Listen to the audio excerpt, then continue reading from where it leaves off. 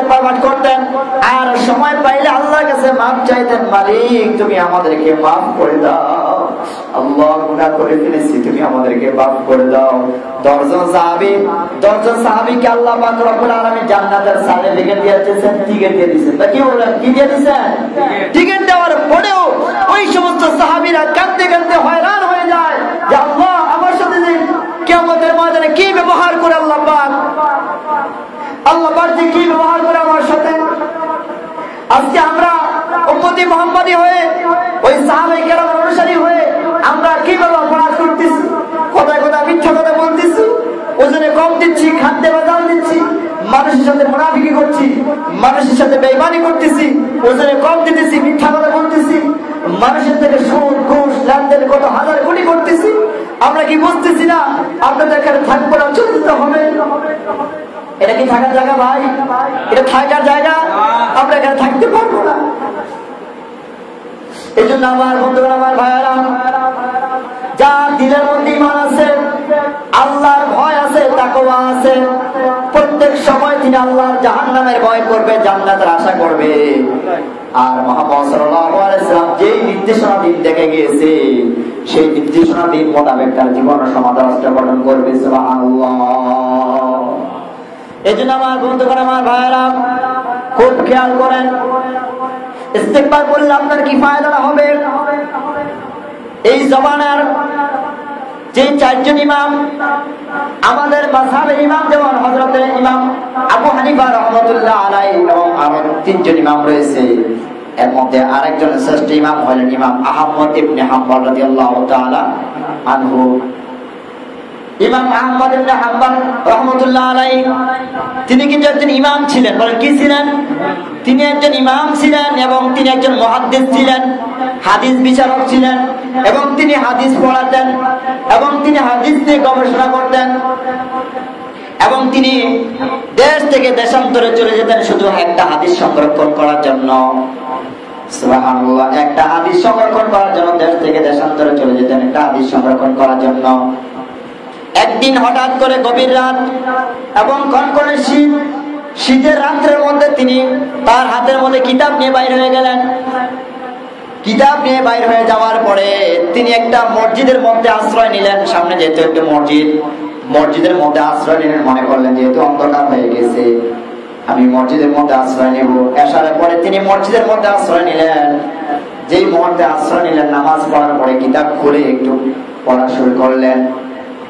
ওই দারোয়ান, মসজিদের দারোয়ান এসে বলতেছে, উনি তো চিনতেছে না লোকটা কে, উনি চিনতেছে না। জগৎ বিখ্যাত মুহাদ্দিস যে উনি, ওনাকে চিনতেছে না।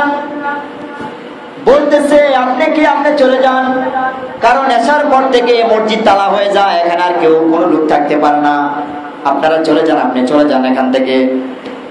জগৎ বিখ্যাত মুহাদ্দিস তৎকালীন জমানার, তখন তিনাকে বাইর করে দেওয়া হলো।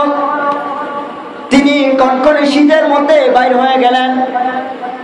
যাওয়ার পরে তিনি সামনে দেখলেন একটা চায়ের দোকান, চা স্টল।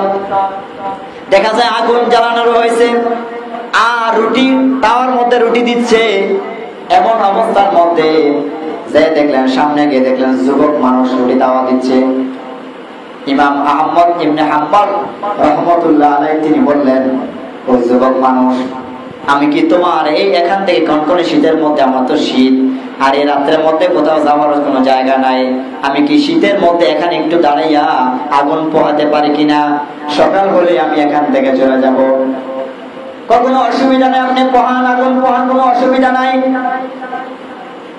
জগৎ বিখ্যাত মুহাদ্দিস তিনি চিন্তা করলেন, খামাখা দাঁড়িয়ে থেকে লাভ নাই, একটু আগুনে পোহা, একটু পড়ি আমি। তিনি হাদিস বিচারক, তো বসে থাকতে পারেন না, হাদিস পড়তেছেন। এমন সময় ওই যুবকের দিকে লক্ষ্য করে দেখলেন, যুবক যখন তাওয়ার মধ্যে রুটি দেয় তখন বলেন আস্তাগফিরুল্লাহ। কি বলেন? আস্তাগফিরুল্লাহ। আবার যখন তাওয়া থেকে রুটিটা উল্টান বলেন আস্তাগফিরুল্লাহ। আবার যখন এই রুটিটাকে প্লেটের মধ্যে নেন তখন বলেন আস্তাগফিরুল্লাহ। যুবকের কথাই হয়ে গেল আস্তাগফিরুল্লাহ। যতক্ষণ ইমাম আহমদ ইবনে হাম্বল রাহমাতুল্লাহ আলাইহি এখানে দাঁড়িয়ে ছিলেন, ততক্ষণ দেখলেন যুবকের জবানের মধ্যে শুধু আস্তাগফিরুল্লাহ, আস্তাগফিরুল্লাহ। জগৎ বিখ্যাত আলেম মুহাদ্দিস তিনি জিজ্ঞেস করলেন, যুবক ব্যাপার কি? যতক্ষণ আমি এখানে দাঁড়িয়েছিলাম, যতক্ষণ আমি এখানে আছি, শুধু তুমি আস্তাগফিরুল্লাহ আস্তাগফিরুল্লাহ, তোমার কারণটা কি? যুবক ডাক দিয়ে বলতেছে, আমি এক বয়ানের মধ্যে শুনেছিলাম যারা ইস্তেগফার পাঠ করে তাদের মর্যাদা নাকি আল্লাহ পাক অনেক বেশি বাড়ায় দেয়, সুবহানাল্লাহ। এবং যারা ইস্তেগফার বেশি করে পাঠ করে তাদেরকে মুস্তাজাবুদ দাওয়া বলা হয়। যারা ইস্তেগফার বেশি করে পাঠ করে তাদেরকে আল্লাহ পাক বেশি পছন্দ করে এবং তাদেরকে বলা হয় মুস্তাজাবুদ দাওয়াত। এটা জিজ্ঞেস করা হলো যে মুস্তাজাবুদ দাওয়াত কাকে বলা হয়? বলে যার দোয়া আল্লাহ কখনো ফেরত দেন না। বলেন সুবহানাল্লাহ। যার দোয়া আল্লাহ কখনো কি দেন না? খালি হাতে ফেরত দেন না। ওই বুজুর্গ বলতেছে, আচ্ছা তুমি কি, তোমার দোয়া কি আল্লাহ কখনো ফেরত দেন না? কয় না। আমি যতটুকু দোয়া করেছি আমার কোন দোয়া আল্লাহ ফেরত দেন না। তার কারণ হলো আমি সবসময় ইস্তেগফার পাঠ করি। আমি এক বয়ানে শুনেছিলাম, ওই বয়ানের মধ্যে বলেছিলেন যে ব্যক্তি ইস্তেগফার পাঠ করে আল্লাহ তার দোয়া কখনো খালি হাতে ফিরিয়ে দেয় না।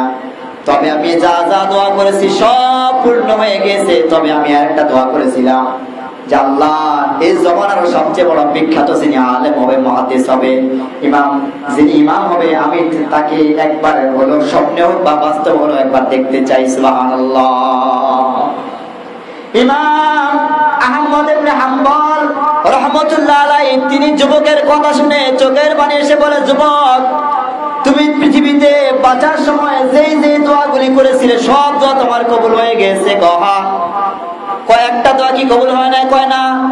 কই যুবক যে দোয়াটা তোমার কবুল হয় না মনে করতেছো, আজকে মনে করো সেই দোয়াটা তোমার কবুল হয়ে গেছে। সুবহানাল্লাহ সুবহানাল্লাহ আল্লাহু আকবার।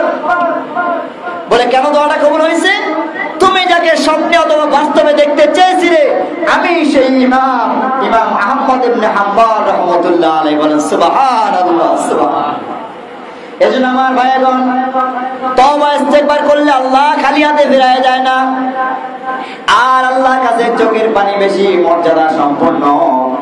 হাদিস শরীফে এসেছে দুইটি চোখের পানি আল্লাহর কাছে সবচেয়ে বেশি দাম। এক হচ্ছে জিহাদের ময়দানে রক্তের পানির ফোঁটা, আর হচ্ছে মানুষের চোখের পানির ফোঁটা। আল্লাহ রাব্বুল আলামিন বলেন এই দুইটি চোখের পানি এবং রক্তের ফোঁটা আল্লাহর কাছে অনেক বেশি দামি। এর মধ্যে অন্যতম হচ্ছে মুমিন বান্দার, অন্তত বান্দার চোখের পানি। সুবহানাল্লাহ। এই জন্য সবচেয়ে বেশি আমরা যা করতে হবে 24 ঘন্টার মধ্যে যদি অবসর থাকি আর অবসর না থাকিয়া নামাজ যখন পড়ি এবং নামাজের বাহিরেও আমরা সব সময় বেশি বেশি করে কি পড়বো বলেন? আমার সাথে বলেন আস্তাগফিরুল্লাহ। বলেন না আস্তাগফিরুল্লাহ আস্তাগফিরুল্লাহ আস্তাগফিরুল্লাহ। আর বলেন লা হাওলা ওয়ালা কুওয়াতা ইল্লা বিল্লাহ। বলেন লা হাওলা, বলেন লা হাওলা ওয়ালা কুওয়াতা ইল্লা বিল্লাহ। সব সময় এগুলি পড়বেন। আপনি যখন মরবেন, মরার সময় দেখবেন আপনি যখন আল্লাহর প্রতি তাওয়াক্কুল ছিল আর ইস্তেগফার আপনার ছিল, আপনি তো নিষ্পাপ। আলহামদুলিল্লাহ। যখন আপনি ইস্তেগফার করতে থাকবেন, কলবে ইস্তেগফার থাকতে থাকবে, দেখবেন আল্লাহ পাক রব্বুল আলামিন আপনার ভাগ্যের দরজা খুলে দিয়েছে। সুবহানাল্লাহ। হাদিস শরীফে এসেছে আরেকটি বর্ণনা, যে ব্যক্তি দৈনিক দিন 100 বার, কয়বার? 100 বার লা হাওলা ওয়ালা কুওয়াতা ইল্লা বিল্লাহ পড়ে, আল্লাহ পাক রব্বুল আলামিন সারা দিনের মধ্যে তাকে কমপক্ষে 70টা মুসিবত থেকে দূর করে দেবেন। সুবহানাল্লাহ।